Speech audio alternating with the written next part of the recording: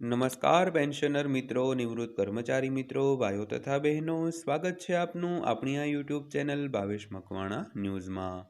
તો બધાને જય શ્રી કૃષ્ણ, જય માતાજી, હર હર મહાદેવ।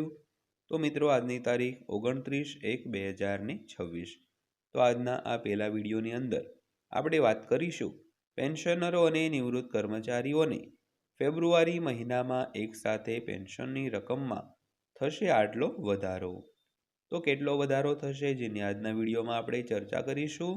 તો પેન્શનરો માટે ખૂબ જ જરૂરી માહિતી છે, તો વિડીયો ખાસ અંત સુધી જોઈ લેજો। અને એક દિલથી નમ્ર વિનંતી કરવી છે કે હજી સુધી જો આપણી આ ચેનલ તમે સબસ્ક્રાઈબ ન કરી હોય તો ડેઈલી આવી જ માહિતીઓ મેળવવા આપણી આ યુટ્યુબ ચેનલ અત્યારે સબસ્ક્રાઈબ કરી લેજો અને આપણા વિડીયોને એક લાઈક પણ કરી દેજો, કારણ કે રોજે રોજ નવી નવી માહિતીના વિડીયો તમારા માટે અમે લઈને આવતા હોઈએ છીએ। તો થોડોક સપોર્ટ અમને પણ કરજો, જેથી કરીને અમે પણ નવા નવા વિડીયો તમારા માટે બનાવી શકીએ। તો શરૂ કરીએ આજનો આ વિડીયો। તો સૌથી પહેલાં વાત કરીએ તો 8મા પગાર પંચમાં કેન્દ્ર સરકારના કર્મચારીઓ માટે મોટા સમાચાર આવ્યા છે। તો કેન્દ્ર સરકારના કર્મચારીઓને નોંધપાત્ર પગાર વધારો મળવાનો છે। તો તેમના પગારમાં ઓછામાં ઓછો ₹58,000 થઈ જશે। તો ચાલો કેન્દ્ર સરકારના કર્મચારીઓ સંબંધિત આ અપડેટને વિગતવાર જોઈએ મિત્રો। તો ખાસ કરીને કેન્દ્ર સરકારના કર્મચારીઓ તેમજ પેન્શનરો માટે એક સારા સમાચાર આવ્યા છે અને એવી ધારણા છે કે તેમનો પગાર ઓછામાં ઓછો ₹58,000 થઈ જશે। તો આ સંબંધિત માહિતી આજના વિડીયોમાં આપણે વિગતવાર જાણવાના છીએ, તો આજનો વિડીયો ખાસ કરીને અંત સુધી જોઈ લેજો મિત્રો। તો સૌથી પહેલાં જોઈએ તો કેન્દ્ર સરકાર તરફથી કર્મચારીઓ અંગે વધુ એક અપડેટ આવ્યું છે। તો કેન્દ્ર સરકારના કર્મચારીઓ છેલ્લા ઘણા દિવસોથી 8મા પગાર પંચની રાહ જોઈ રહ્યા હતા। તો હવે સરકાર તરફથી કર્મચારીઓના પગાર અંગે વધુ એક અપડેટ આવ્યું છે। તો તમને જણાવી દઈએ કે federation of national postal organization એટલે કે FNPO એ પગાર અને પેન્શનમાં ફેરફાર સંબંધિત પોતાની માંગણીઓ અંગે સરકારને એક પત્ર મોકલ્યો છે। તો ફેડરેશન ઓફ નેશનલ પોસ્ટલ ઓર્ગેનાઇઝેશન્સે તેમના ગ્રુપ A, B, C અને D પોસ્ટલ કર્મચારીઓ માટે 3.0 થી 3.25 સુધીના મલ્ટી લેવલ ફિટમેન્ટ ફેક્ટરની માંગણી કરી છે। તો ચાલો આ માંગના પરિણામો અને જો નવા પગાર પંચમાં ફિટમેન્ટ ફેક્ટર 3.25 પર રહેશે તો કર્મચારીઓના પગારમાં કેટલો ફેરફાર થશે તે શોધી કાઢીએ। તો સૌથી પહેલાં જોઈએ તો સ્તર 1 થી સ્તર 5 કર્મચારીઓ માટે ફિટમેન્ટ ફેક્ટર। તો ફુગાવાને કારણે પગારમાં થયેલા ઘટાડાને ઘટાડવા માટે FNPOએ નીચલા સ્તરના કર્મચારીઓ માટે 3 ફિટમેન્ટ ફેક્ટરની માંગ કરી છે। તો સંગઠનનું કહેવું છે કે આ કર્મચારીઓ સૌથી વધુ પ્રભાવિત થયા છે અને તેમને રાહતની જરૂર છે।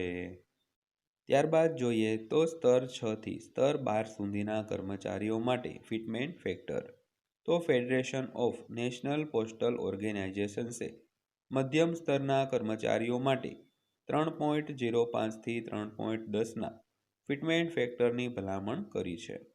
તો સંગઠન જણાવે છે કે આનાથી પગાર માળખામાં સંતુલન જળવાઈ રહેશે।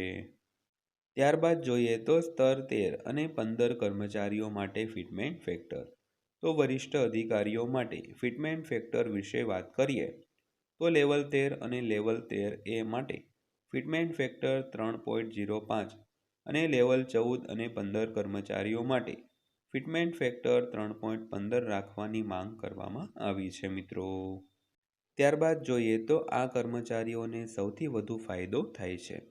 તો FNPOએ લેવલ 16 માટે 3.20 અને લેવલ 17 અને 18 માટે 3.25ના ફિટમેન્ટ ફેક્ટરની માંગણી કરી છે, જેથી ઉચ્ચ સ્તર પરના કર્મચારીઓને પણ યોગ્ય પગાર મળી શકે અને પગાર માળખામાં કોઈ અસમાનતા ન રહે। તો ત્યારબાદ વાત કરીએ તો જો ફિટમેન્ટ ફેક્ટર 3.25 સુધી પહોંચે છે તો પગારમાં આટલો વધારો થશે। તો 3.25ના ફિટમેન્ટ ફેક્ટરનો અર્થ એ છે કે વર્તમાન બેઝિક પગારને 3.25થી ગુણાકાર કરવામાં આવશે, જે નવો બેઝિક પગાર નક્કી કરશે। ઉદાહરણ તરીકે જો વર્તમાન લઘુત્તમ બેઝિક પગાર 18,000 રૂપિયા છે અને 3.25 ફિટમેન્ટ ફેક્ટર સાથે તે 58,500 રૂપિયા થશે.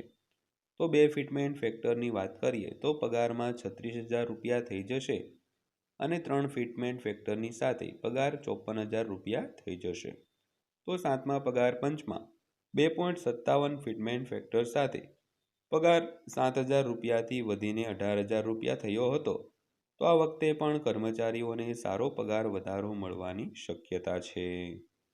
તો ત્યારબાદ જોઈએ તો વાર્ષિક પગાર વધારાની માંગ. તો એફએનપીઓએ વાર્ષિક પગાર વધારામાં 3%થી 5% વધારો કરવાની માંગ કરી છે, જેથી કર્મચારીઓ નાણાકીય પ્રગતિ અનુભવી શકે અને અસંતોષ ઓછો કરી શકે. તો સંગઠને 7મા પગાર પંચની પે મેટ્રિક સિસ્ટમ જાળવી રાખવાની પણ અપીલ કરી છે, જેમાં પગાર નિર્ધારણ અને પ્રમોશનમાં સુધારાઓનો સમાવેશ કરવામાં આવ્યો છે. તો સરકાર અને 8મા પગાર પંચના નિર્ણયથી લાખો કેન્દ્ર સરકારના કર્મચારીઓ અને પેન્શનરોને અસર થશે મિત્રો. તો મિત્રો આથી આજની માહિતી પસંદ આવી હોય, વિડીયો સારો લાગ્યો હોય તો વિડીયોને લાઈક કરજો અને આવી જ માહિતીઓ માટે આપણી આ ચેનલ સબસ્ક્રાઈબ કરી લેજો. તો ફરીવાર પાછા મળીશું એક નવા વિડીયો સાથે, નવી માહિતી સાથે. ત્યાં સુધી સૌને જય હિન્દ, વંદે માતરમ.